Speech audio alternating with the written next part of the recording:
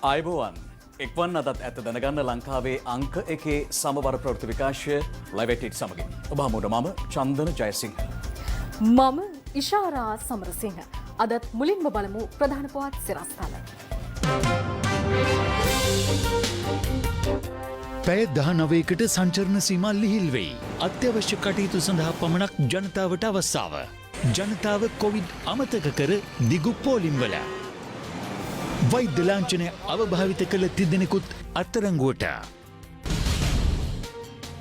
විපක්ෂ නායකවරයාගේ ආශ්‍රිතයන් ලෙස හඳුනාගත් පාර්ලිමේන්තු මන්ත්‍රී නලින් බණ්ඩාරට සහ ඔහුගේ බිරිඳටත් කොවිඩ්. සයිනෝෆාම් එන්නත් මාත්‍රා ලක්ෂ 5ක් අද දිවයිනට. තවත් එන්නත් මාත්‍රා මිලියන 15ක් මිලදී ගැනීමට කැබිනට් අනුමැතිය. දිවයිනට බලපා ඇති අයහපත් කාල ගුණය තවදුරටත් යාස් කුණාටුවේ බලපෑමෙන් ප්‍රදේශ රැසක පහත් බිම් ජලයෙන් යටවෙයි. Express pearl නෞකාව පාලනයෙන් ගිලිහෙයි. නෞකාවේ ඇති වූ පිපිරීමකින් දෙදෙනෙකුට තුවාල. බහලුම් කිහිපයකුත් මුහුදට වැටේ. වෙරළට පාවී එන ද්‍රව්‍ය ඇල්ලීමෙන් වළකින ලෙසට උපදෙස්.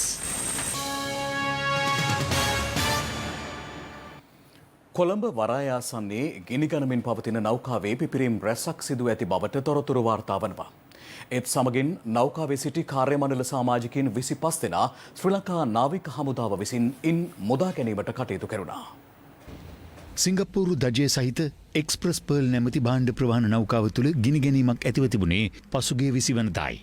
ඒ අවස්ථාවේම නෞකාව කොළඹ වරායට වයඹ දෙසින් නාවික සැතපුම් 10ක පමණ දුරකින් මුහුදේ නැංගුරම්ලා තිබූ අතර ඒ අවස්ථාවේ එම නෞකාවෙහි බහලුම් 1486ක රසායනික ද්‍රව්‍ය හා රූපලාවන්‍ය ද්‍රව්‍ය අඩංගු වූ බවට පසුව අනාවරණය වුණා.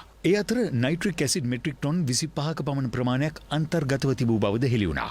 නෞකාවේ ඇති වූ ගින්න පාලනය කිරීම සඳහා ශ්‍රී ලංකා නාවික හමුදාව වරාය අධිකාරිය හා ගුවන් හමුදාවේද සහයෙන් මෙහෙයුම් සිදු කෙරුණා.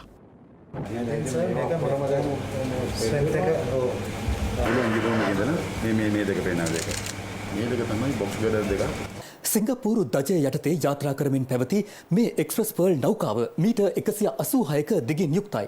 ඒ වගේම එහි පළල මීටර් 34ක්. මේ විශාල ප්‍රමාණයේ භාණ්ඩ ප්‍රවාහන නෞකාවේ ගබඩා කර තිබූ බහලුම් කීපයක මුලින්ම කුඩා ගින්නක් ඇති වුණා. ක්‍රමයෙන් වර්ධනය වූ ගින්න අවසානයේ මහ විශාල ගින්නක් බවට නිර්මාණය වී තිබුණු අතර පසුව ඒ හේතුවෙන් නෞකාවේ පිපිරීම් කීපයක්ද ඊ රාත්‍රියේ සිදුව තිබුණා. ඒ සමගම එහි තිබූ රසායනික ද්‍රව්‍ය අඩංගු බහලුම් ඇතුළු බහලුම් 8ක් මහ මුහුදට ඇද වැටී තිබෙනවා. නෞකාවේ ඇති වූ ගින්නත් සමගින් එහි සිටි විදේශීය ජාතික කාර්ය මණ්ඩල සමාජිකයන් 25 දෙනා බේරා ගැනීමේ මෙහෙයුම් ශ්‍රී ලංකා නාවික හමුදාව සිදු කළා. ඒ අතර සිටි තුවාල ලැබූ ඉන්දිය ජාතිකයන් දෙදෙනෙකු කොළඹ ජාතික රෝහලට ඇතුළත් කිරීමට පියවර ගැනුණා. එක්ස්ප්‍රස් පර්ල් නෞකාව ඊයේ රාත්‍රී පැවති සුළං තත්ත්වය සහ සාගරයේ කැළඹිලි සහගත තත්ත්වයක් මත ගින්න වැඩි වුණු බවට වාර්තා වෙනවා. ඒ සමගම මෙහි බහලුම් වල යම්කිසි පිපිරීම් තත්ත්වයන් ඇති වුණා කියන එක තමයි ආරංචි වෙන්නේ. ඉතින් මේම පිපිරීම් සහගත තත්ත්වයක් සමගම ගින්න ඉතාමත් අධික වේගයෙන් පැතිරි ගොස් තිබෙනවා. ඒ වගේම යම්කිසි ආකාරයකින් බහලුමක් හෝ යම්කිසි ද්‍රව්‍යයක් සාගරයේ සිට වෙරළට ගොඩබිමට ගසාගෙන පැමිණියොත් ඒවා විවෘත කරන්නට සහ ඒවා ආසන්නට යන්නට යන්නේකේ වලකින්න කියලා අපි ඉල්ලා සිටිනවා. මේ වන විට එක්ස්ප්‍රස් පර්ල් නෞකාවේ ගින්න එහි අභ්‍යන්තරයටද දැඩිව පැතිර ගොස් ඇති අතර මුහුදේ පවතින සුළං තත්ත්වයේ වැඩිවීම සහ සාගරයේ කැළඹිලි සහගත තත්ත්වයට අමතරව නෞකාවේ බහලුම් තුළ ගබඩා කර තිබූ අන්තරායක භාණ්ඩ හේතුවෙන් පිපිරීම සිදුවන්නට ඇති බවට සැක කෙරෙනවා. මෙවන් වාතාවරණයක් තුළ නෞකාවේ ගින්න නිවා දැමීමට අපහසු මට්ටමකට ළඟා වී ඇති අතර ගිනිගන්නා නෞකාව ඈත දියඹට ඇදගෙන යාමට තීරණය වී තිබෙනවා. දිවර දෙපාර්තමේන්තුව ආයතන වගේ අපේ මෙතන ඉන්න ආයතන සියලු දෙනාම එකතු වෙලා තීරණයක් ගත්තා. මේ නැව මේ වෙද්දි මෙම ස්ථානයෙන් එහාට රැගෙන යා යුතුයි. මොකද මේ මෙතනින් පස්සේ වෙන්න තියෙන දේ තමයි එක්කෝ තෙල් දූෂණයක් වෙන්න පුළුවන්. එහෙම නැත්නම් රසායනික ද්‍රව්‍ය නිසා සාගර දූෂණයක් වෙන්න පුළුවන්. මේ තත්ත්වය අඩු කර ගැනීම සඳහා මේ වෙද්දි නැව අපි මෙම තියෙන තැන ඉඳලා තවත් නාවික 50ක් ඈතට නැව ඇදගෙන යාමට සහ ඒ වගේම එම ප්‍රදේශයේ ගැඹුර මීටර් 1000ක් වගේ තැනකට නවත්ත ගන්න කියලා මේ වෙද්දි අපි අවශ්‍ය උපදෙස් නිකුත් කළා තියෙනවා. මේ අතර නෞකාව ඈත දියඹ වෙත රැගෙන යාමට සහ එහි ගිනි නිවීමේ මෙහෙයුම් කටයුතු වෙනුවෙන් ඉන්දියාව විසින් විශේෂ විරලාරක්ෂක යාත්‍රාවක් සහ රසායනික ද්‍රව්‍ය රැගත් ඩෝනිය ගුවන් යානාවක්ද ගිනිගන්නා නෞකාව සානගත වී ඇති ප්‍රදේශයට යොමු කර තිබෙනවා. පාර්ලිමේන්තු මන්ත්‍රී නලින් බණ්ඩාර මහතා සහ ඔහුගේ බිරිඳට COVID-19 ආසාදනය වී ඇති බවට තහවුරු වී තිබෙනවා. මේ අතර අදත් COVID-19 ආසාදිතයින් 1808 දෙනෙකු මෙරටින් වාර්තා වූ බව යුද හමුදාපති ජෙනරල් ශවේන්ද්‍ර සිල්වා මහතා ප්‍රකාශ කළා. ඒ අනුව මේ වන විට වාර්තා වී ඇති සමස්ත ආසාදිතින් සංඛ්‍යාව 1,68,980ක්. මේ වන විට මෙරටින් වාර්තා වී ඇති සමස්ත ආසාදිත මරණ සංඛ්‍යාවද 1243ක් දක්වා ඉහළ ගොස් තිබෙනවා. සෞඛ්‍ය සේවා අධ්‍යක්ෂ ජනරාල්වරයා ඊයේ තවත් ආසාදිත මරණ 33ක් තහවුරු කළා. ඉන් මරණ 5ක් සිදුව තිබුණේ ඊයේ දිනේදී. පසුගිය 17 වෙනිදා සිට 23 වෙනිදා දක්වා සෙසු මරණ 28 වාර්තා වී තිබුණා. ඊයේ තහවුරු කළ මරණ 33න් 19 දෙනෙකුම පිරිමි පුද්ගලයන් වන අතර සෙසු 14 දෙනා කාන්තාවන්. සෞඛ්‍ය අංශ පෙන්වා දුන්නේ ඊයේ තහවුරු කළ මරණ අතරින් 11 දෙනෙකුම නිවසේදීම මියගොස් ඇති බවයි. නිවසේදී මිය යන බොහෝ රෝගීන් PCR පරීක්ෂණය කරපුවාම තමයි දන්නේ ඒ අයට COVID රෝගය වැළඳිලා තියෙනවා කියලා. සෞඛ්‍ය අංශවලට ඒ තොරතුරු අවසානයේ ලැබෙන්නේ මේ රෝගීන් මිය ගියාට පස්සේ. ඉතින් අපි ඒ නිසාම තමයි සෑම දිනාගෙම ඉල්ලා සිටින්නේ නිවසේ අසාධ්‍ය හෝ යම්කිසි රෝගයකින් බරපතල රෝගයකින් පෙළෙන කෙනෙක් අසනීප තත්ත්වයෙන් සිටිනවා නම් රෝහලකට ගෙන යාමට මැලිවන්න එපා. ඒක ඊ타මත්ම බරපතල තත්ත්වයක්. මේ අතර ඊයේ තහවුරු කළ මරණවලින් 7ක් හැර සෙසු සියලුම ආසාදිත මරණ වයස අවුරුදු 60 ඉක්මුවන්. දිස්ත්‍රික්ක 25න්ම ඊයේ ආසාදිතයන් වාර්තා වී ඇති අතර ඉන් දිස්ත්‍රික්ක 6කම ආසාදිතයන් 100 ඉක්මවා වාර්තා වී තිබුණා. අලුත් අවුරුදු පොකුරට අදාළව ඊයේ ආසාදිතයන් 2970 දෙනෙකු වාර්තා වූ අතර එක් අයෙකු විදේශගතව සිට දෙවයිනට පැමිණ නිරෝධායනය වන පුද්ගලයන් අතුරින් හඳුනා ගැනුණා. වැඩිම ආසාදිතයන් කොළඹ දිස්ත්‍රික්කෙන් වාර්තා වූ අතර එම සංඛ්‍යාව 605ක්. කළුතර දිස්ත්‍රික්කෙන් ආසාදිතයන් 472 දෙනෙකු වාර්තා වූ අතර ගම්පහින් වාර්තා වූ ආසාදිතයන් සංඛ්‍යාව 395ක්. රත්නපුරයෙන් ආසාදිතයන් 223 දෙනෙකු, කුරුණෑගලින් ආසාදිතයන් 171 දෙනෙකු සහ ගාල්ලෙන් ආසාදිතයන් 168 දෙනෙකු වාර්තා වී තිබුණා. තාමත් මේ රටේ තත්ත්වය වෙනස් අතර හැරිලා නැහැ. පහුගිය සති දෙක කාලයේ ඇතුළත සිද්ධ වෙච්ච මරණ සංඛ්‍යාව සහ රෝගීන් වැඩිවීමේ ප්‍රතිශතය කලින් කාලයට වඩා 50% වගේ ප්‍රතිශතයකින් වැඩි වෙලා තියෙනවා. ඒ කියන්නේ රෝගීන් වැඩිවීමේ ප්‍රමාණය වැඩි වෙලා තියෙනවා. ඉතින් මෙන්න මේ වගේ දරුණු තත්ත්වයකට අපි ක්‍රමයෙන් පියවර නගමින් සිටිනවා. රටේ ජනතාවගෙන් අවධාරණය කරලා ඉල්ලා සිටින්න ඕන මේ දිනවලදී පුළුවන් තරම් ප්‍රවේශම් වෙන්න ඕන තමන්ගේ ගෙදරට මේ රෝගය ගෙන්වා ගන්න නැති වෙන්න ආකාරයට. මොකද මේක ගෝලීය වසංගත තත්ත්වයක්. මේක පාලනය කරගන්න නම් රජය, සෞඛ්‍යාංශ සහ ජනතාව යන තුන් කොට්ටාශයම හරි වගකීමෙන් කටයුතු කරන්න ඕන. දැනට හුදකලා කර ඇති තලව කැලේ සෙන් කූම්ස් වතුයායේ 25 දෙනෙකු COVID-19 ආසාදිතයන් ලෙස හඳුනාගෙන තිබෙනවා. මීට අමතරව තලව කැලේ තේ පර්යේෂණ ආයතනයේ නිලධාරීන් 4 දෙනෙකුද ආසාදිතයන් ලෙස හඳුනාගත් බවයි සෞඛ්‍ය අංශ පැවසුවේ. ඔවුන් මීට පෙර එම ප්‍රදේශවලින් හඳුනාගත් ආසාදිතයන්ගේ ආශ්‍රිතයන්. COVID-19 ආසාදිත රැඳවියන් 7 දෙනෙකු රැගත් බන්ධනාගාර බස් රථයක් දඹුල්ල ගලේවල ඉබ්බන්කටුව ප්‍රදේශයේදී අනතුරකට ලක්ව තිබෙනවා. පොලිසිය පැවසුවේ වාරියපොළ බන්ධනාගාරයේ සිට ආසාදිත රැඳවියන් 7 දෙනා යාපනයේ බන්ධනාගාරයේ වෙත රැගෙන යමින් සිටියේදී ඉන්ධන ප්‍රවාහන බවුසරයක් ගැටීමෙන් අනතුර සිදු ඇති බවයි. අනතුරින් රැඳවියන් 7 දෙනා බවුසර රථයේ දුරා සහ සහායකයා තුවාල ලබා ඇති අතර රැඳවියන් යාපනයේ බන්ධනාගාර රෝහලට යොමු කර තිබෙනවා. පාර්ලිමේන්තු මන්ත්‍රී නලින් බණ්ඩාර මහතාට සහ ඔහුගේ බිරිඳට COVID-19 ආසාදනය වී ඇති බවට තහවුරු වී තිබෙනවා. ඔහු මීට පෙර COVID-19 ආසාදනය වූ විපක්ෂ නායක සජිත් ප්‍රේමදාස මහතාගේ සමීප ආශ්‍රිතයෙකු ලෙසටයි හඳුනාගෙන තිබුණේ. ඒ අනුව සිදු කළ PCR පරීක්ෂණ ප්‍රතිඵල ලැබීමත් සමග මන්ත්‍රීවරයා සහ ඔහුගේ බිරිඳ ආසාදිතයන් ලෙස හඳුනා ගැනුණා. මේ අතර සජිත් ප්‍රේමදාස මහතාගේ සමීප ආශ්‍රිතයන් ලෙස තවත් මන්ත්‍රීවරුන් 11 දෙනෙකු හඳුනාගන්නු බවයි පාර්ලිමේන්තු වේත්‍රධාරී නරේන්ද්‍ර ප්‍රනාන්දු මහතා පැවසුවේ. ගෙවුණු අප්‍රේල් මාසයේ සිට ශීඝ්‍ර කොවිඩ් ව්‍යාප්තියක් පෙන්නුම් කළ අසල්වැසි ඉන්දියාවෙන් සති 5කට පමණ පසු ඊයේ දෛනික ආසාදිතයන් සංඛ්‍යාව ලක්ෂ 2කට අඩු අගයක් ගෙන තිබෙනවා. මේ අතර කොවිඩ් වසංගතයත් සමග ඉන්දියාවෙන් හඳුනා ගැනුණු කළු දිලීර රෝගයට අමතරව සුදු සහ කහ දිලීර ආසාදිත රෝගී තත්ත්වයක්ද වාර්තා වන බවයි ඉන්දියා මාධ්‍ය පවසන්නේ. ඒ සමගින් ලොව කොවිඩ් ව්‍යාප්තිය පිළිබඳවයි මේ විමසා බැලීම. පසුගිය අප්‍රේල් මාසයේ සිට සීක්‍ර කොවිඩ් ව්‍යාප්තියක් පෙන්නුම් කළ අසල්වැසි ඉන්දියාවෙන් ගෙවුණු පැය 24 තුළ වාර්තා වූ නව කොවිඩ් ආසාදිතයින් සංඛ්‍යාව 1,95,000 දක්වා පහත බැස තිබෙනවා. පසුගිය අප්‍රේල් මාස 14 වැනිදායින් පසු එරටින් හඳුනාගෙනුණු දෛනික ආසාදිතයින් සංඛ්‍යාව ලක්ෂ 2කට අඩු අගයක් ගත් මුල්ම අවස්ථාව මේ බවයි ඉන්දිය සෞඛ්‍ය අංශ පවසන්නේ. කෙසේ වෙතත් ඉන්දියාවෙන් වාර්තා වන කොවිඩ් මරණ සංඛ්‍යාව ඊයේ දිනේත් 3,500 ඉක්මවා ඇති බව එරට මාධ්‍ය පවසනවා. මේ අතර කොවිඩ් ආසාදනය වූවන් අතරින් හඳුනාගෙනුණු කළු දිලීර රෝගී තත්වය මේ වන විට ඉන්දියාවේ ගුජරාට් මහාරාෂ්ට්‍ර ඇතුළු ප්‍රාන්ත 23ක් පුරා පැතිර ගොස් ඇති බවයි ඉන්දිය සෞඛ්‍ය අංශ පවසන්නේ.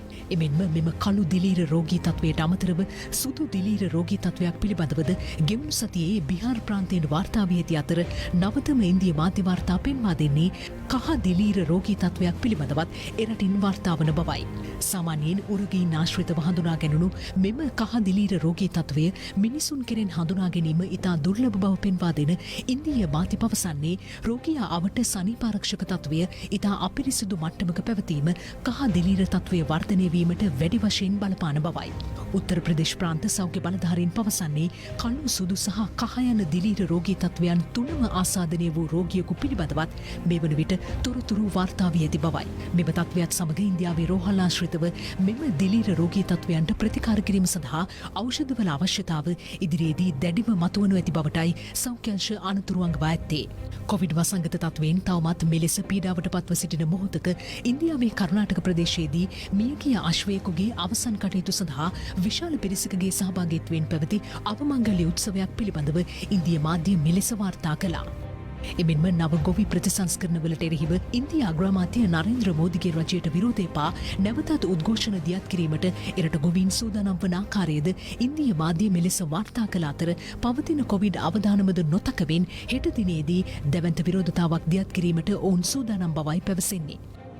මේ අතර පුහුණු කරන ලද සුනකයින් යොදා ගනිමින් කොවිඩ් ආසාදිතයින් සහ ඔවුන්ගේ ආශ්‍රිතයින් හඳුනා ගැනීමේ ක්‍රමවේදය සාර්ථක විය හැකි බව පරීක්ෂකයන් පිරිසක් විසින් පෙන්වා දී ඇතැයි විදෙස් මාධ්‍ය පවසනවා.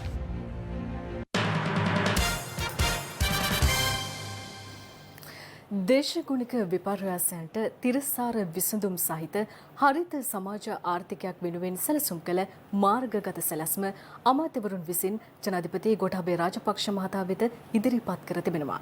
ඒ ජනාධිපති කාර්යාලයේ පැවති හමුවකදී. දේශගුණික විපර්යාසයන්ට තිරසාර විසඳුම් සහිත හරිත ශ්‍රී ලංකාවක් ඇති කිරීමේ ජනාධිපති කාර්ය සාධක බලකායේ නියෝජිතයන් ඊයේ ජනාධිපති කාර්යාලයේදී ජනාධිපතිතුමන් හමු වුණා.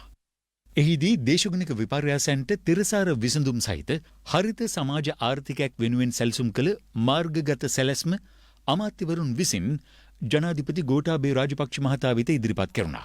පොහොර භාවිතය, භූමිය, ජෛව විවිධත්වය, අපද්‍රව්‍ය කළමනාකරණය, වායුගෝලය, කර්මාන්ත, පුනර්ජනනී බලශක්තිය, නගර සහ පාරිසරික අධ්‍යාපනය ඇතුළු කරුණු ගණනාවක් පිළිබඳ අත්කරගත යුතු ඉලක්ක සහිත සැලසුම් සකස් කිරීම ජනාධිපතිතුමන් විසින් අදාළ අමාත්‍යවරුන්ට පවරා තිබුණා.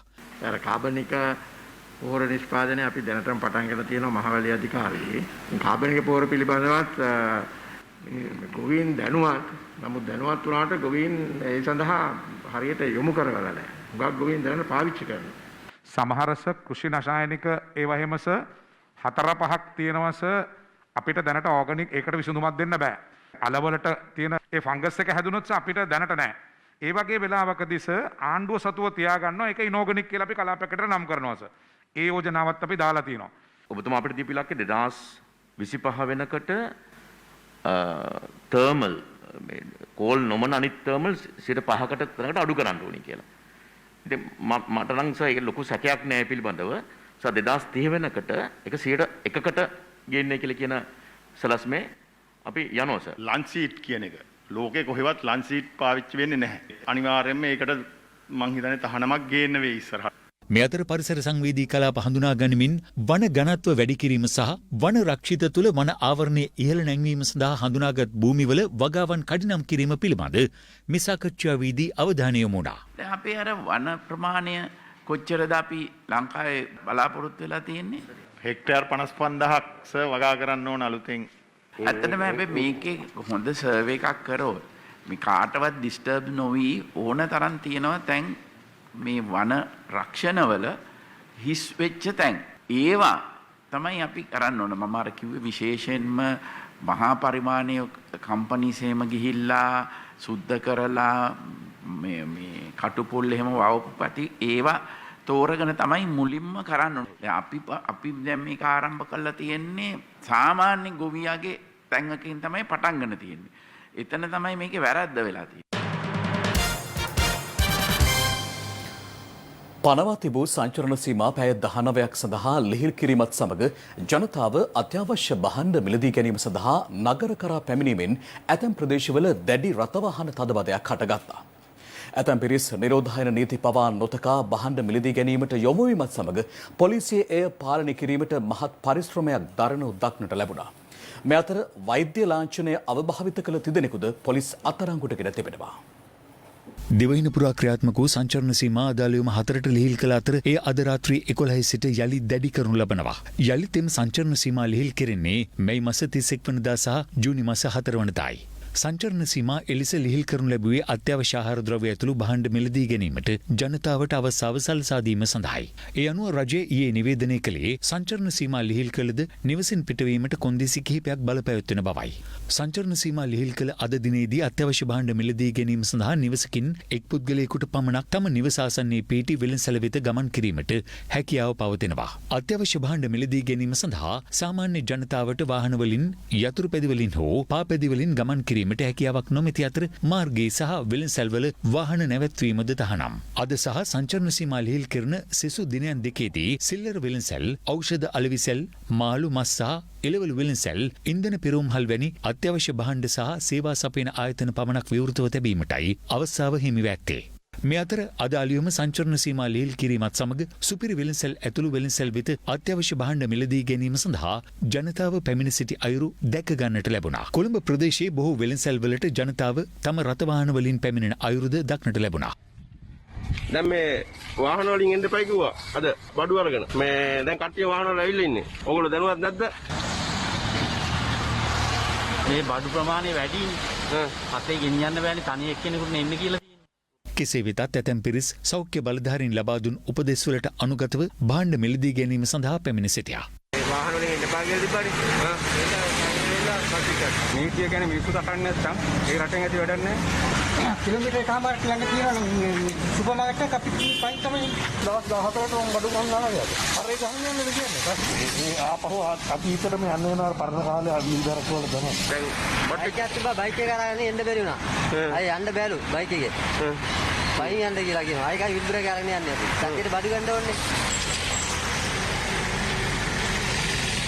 කොළඹ දිස්ත්‍රික්කයේ මෙන්ම ගාල්ල, මාතර හා කළුතර යන දිස්ත්‍රික්කවලටද නිරෝධායන නීති පවා නොතකා විශාල පිරිසක් එක්රොක්ව භාණ්ඩ මිලදී ගන්නා අයුරු දක්වනවා.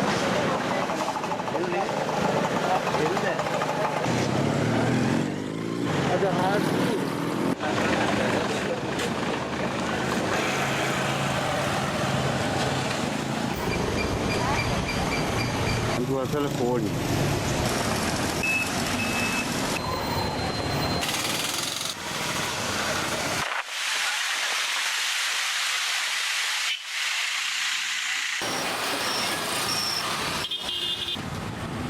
ඇතැම් පිරිස් භාණ්ඩ මිලදී ගැනීම සඳහා වෙළඳසැල් කරා පැමිණෙන අයුරු සහ මිලදීගත් භාණ්ඩ රැගෙන යන අයුරු සමාජ මාධ්‍යවල මෙලෙස සංසරණය වුණා.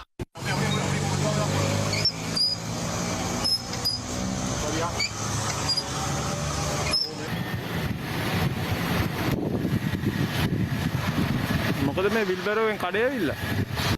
ඒවාට සමාජ මාධ්‍යෙන්ම පිළිතුරුද ලබා දී තිබුණා.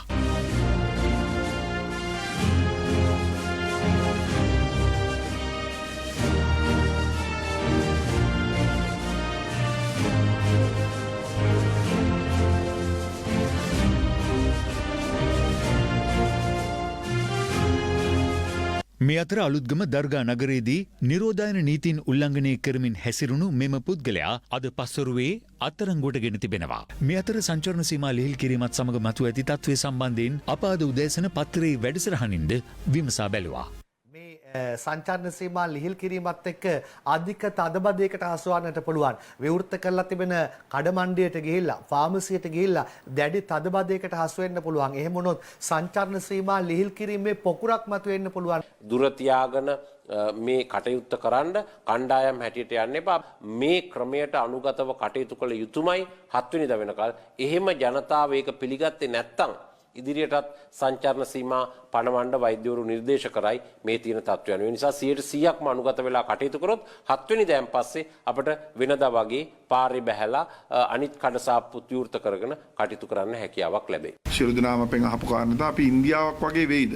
එහෙම නොවෙන්න අවශ්‍ය කරන ක්‍රියාමාර්ග අරන් තියෙනවා. ඒක අමාරු තීරණ අරන් තියෙනවා මේ රටක් වහන්න ගන්න තීරණය ලේසි එකක් නෙමෙයි. අදට මේ තීරණය යථාර්ථයක් කරන එක ජනතාවගේ පාර්ශ්වයෙන් විය යුතු කාරණයක්. ජනතාව හැටියට ඔබට යුතුයකමක් තියෙනවා සහ වගකීමක් තියෙනවා. ඔබ ඊළඟ වෙසක් උත්සවයට යන්නේ ඔබේ හිටපු සමීපතයින්ම සමගද කියන එක. ඒක තීරණය කරන තීරණාත්මක වෙසක් සතියක් තමයි මේ ලැබිලා තියෙන්නේ. ඊසානදිග බෙන්ගාලබොක්ක මුහුදු ප්‍රදේශයේ පැවති යාස් සුලිකුණාටුව ඉදිරි පැය 12 තුළ ඉතා ඡණ්ඩ සුලිකුණාටුවක් දක්වා වර්ධනය වනු ඇති බව කාලගුණ විද්‍යා දෙපාර්තමේන්තුව නිවේදනය කරනවා. පසුව එම කුණාටු තත්වය උතුරට බරව වයඹ දිසාවට ගමන් කර හෙට අලුයම් කාලයේ ඉන්දියාවේ ඔඩිස්සා සහ බටහිර බෙන්ගාලය වෙත ගමන් කිරීමට නියමිතයි. යාස් සුලිකුණාටුවේ බලපෑම හේතුවෙන් අද සහ හෙට බස්නාහිර සබරගමු මධ්‍යම සහ දකුණු පළාත්වල වැසි තත්ත්වයේ වැඩිවීමක් අපේක්ෂා කරන බව කාලගුණ විද්‍යා දෙපාර්තමේන්තුව නිවේදනය කරනවා. එමෙන්ම මධ්‍යම උතුරු මැද වයඹ බස්නාහිර සබරගමු සහ දකුණු පළාත්වලත් ත්‍රිකුණාමල දිස්ත්‍රික්කයේ වැසි ඇතිවන විට සුළඟේ වේගයද පැයට කිලෝමීටර් 70 දක්වා ඉහළ යා හැකි බවයි එම දෙපාර්තමේන්තුව සඳහන් කළේ. මේ අතර දිවයිනට බලපා ඇති අයහපත් කාලගුණ තත්ත්වයත් සමග දිස්ත්‍රික්ක 6කට නිකුත් කළ නායාමේ අනුතුරු ඇඟවීම් නිවේදනය තවදුරටත් ක්‍රියාත්මකයි. විශේෂයෙන්ම අපි උතුරු අන්දමන් දූපත් අසල තියෙන ගැඹුරු මුහුදු තීරයේ දීවරහා නායක කටයුතුවල යෙදෙන්න එපා කියන එක තවදුරටත් අපි දීවරහා නායක ප්‍රජාවගෙන් ඉල්ලා සිටිනවා. ඒතර මේකේ වක්‍ර බලපෑම හේතු කොටගෙන විශේෂයෙන්ම දිවෙන්ට බලපාන නීතිදිග මෝසන් සමය දැන් උදා වෙලා තියෙනවා. ඒ කියන්නේ අද දිනේ සිට අපිට ප්‍රධාන වශයෙන් දිවයිනේ නීතිදිග මෝසම සක්‍රිය වෙනවා කියන එක පැහැදිලිව කියන්න පුළුවන්. සුලිකුණාටුවේ බලපෑමෙන් රත්නපුර දිස්ත්‍රික්කයට ඇදෙන වර්ෂාව හේතුවෙන් කළුගඟ සහ වේගඟ යන ගංගා පිටාර මට්ටමට පැමිණ තිබෙනවා. ඒ හේතුවෙන් රත්නපුර මහනගර සභා බල ප්‍රදේශයේ බටුගෙදර ගොඩිගමුව දේවාලගාව වෙරළුප සහ මෝගම යන ප්‍රදේශවල පහත් බිම් ජලයෙන් යට වුණා. මේ අතරින් දැඩි බලපෑමක් එල්ල වී ඇත්තේ දේවාලගාව ග්‍රාම සේවා වසමටයි.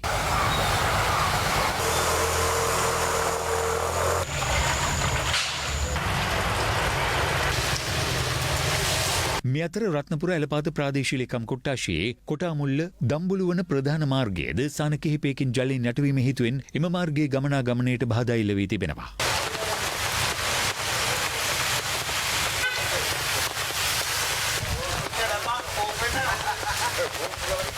අප වාර්තාකරු පැවසුවේ ඇලපාත ප්‍රාදේශීය ලේකම් කොට්ටාශයේ ගංවතුරින් පීඩාවට පත් වූ පවුල් 4ක පුද්ගලයන් මේ වන විට ඇලපාත මහා විද්‍යාලයේ తాවකාලිකව පදිංචි කර ඇති බවයි. අද දිනේත් රත්නපුර දිස්ත්‍රික්කයට වැසි ඇදහැළුනොත් ඇතිවිය හැකි ගංවතුරින් පීඩාවට පත්වන පුද්ගලයන්ට සහන සැලසීම සඳහා මේ වන විටත් යුදාමුදා අනුකණ්ඩයක් සමන් දේවාලයේ ගොඩනැගිල්ලක ස්ථාපිත කර තිබෙනවා.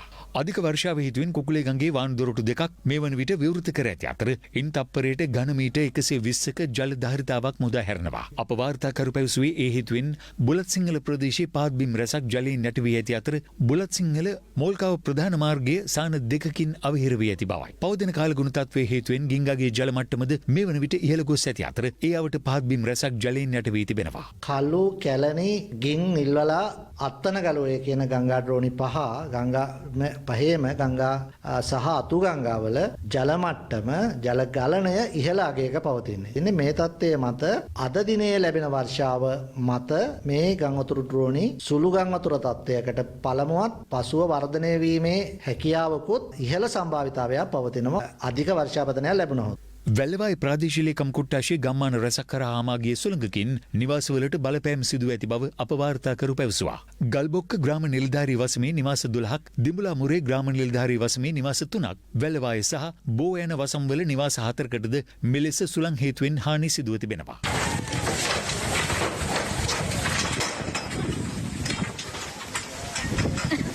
මේ අතර යා සුලිකුණාටුවේ බලපෑම හේතුවෙන් මධ්‍යම කඳුකරේ බෑවුම් ප්‍රදේශවලට තද වැසි සහ සුළං තත්ත්වයක් පවතින බවත් ඒ හේතුවෙන් කෙසෙල් ගමුවේ පිටාර ගෙලීමට පටන්ගෙන ඇති බවත් අප වාර්තාකරු පැවසුවා. මේ වන විට හුදකලා කර ඇති වැලිඔය වත්ත පහළ කොටසේ නිවාස පේලියක් මතට පස්කන්දක් සමග ගල් පෙරලීමෙන් නිවාස දෙකකට හානි සිදු වුණා.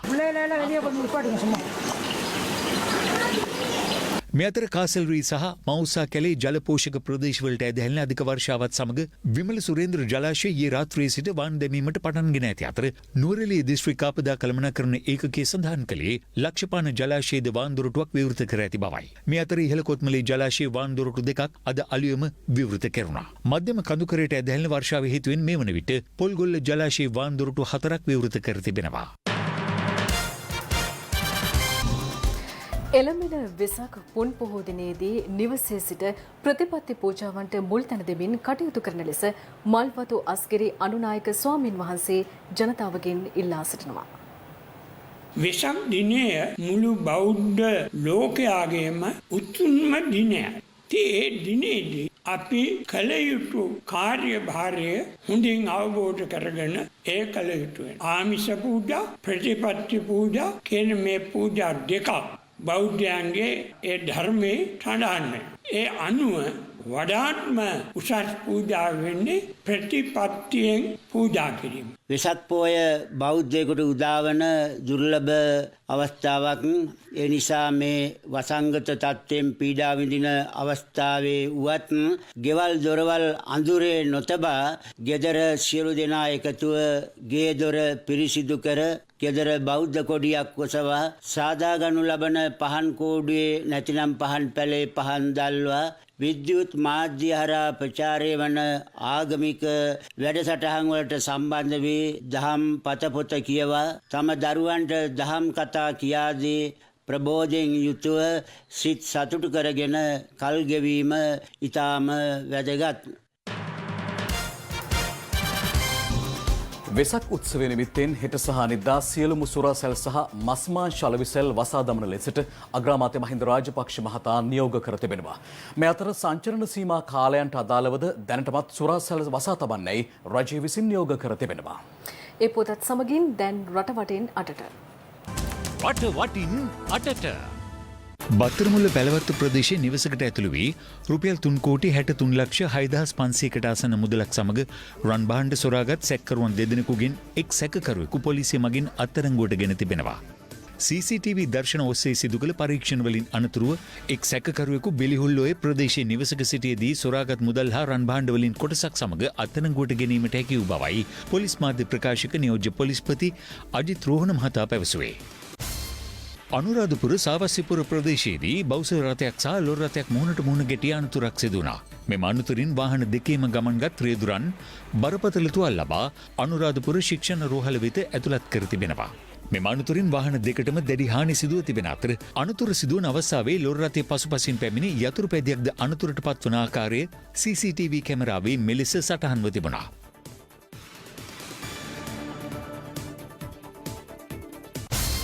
ප්‍රසිද්ධ ව්‍යාපාරිකයෙකු වෝඩ් පෙදෙසේදී ව්‍යායාම සිදු කරන අතරතුර රෝගාතුර වී ඇද වැටී තිබුණා. එය CCTV කැමරාවක සටහන්ව තිබුණේ මෙලෙසින්.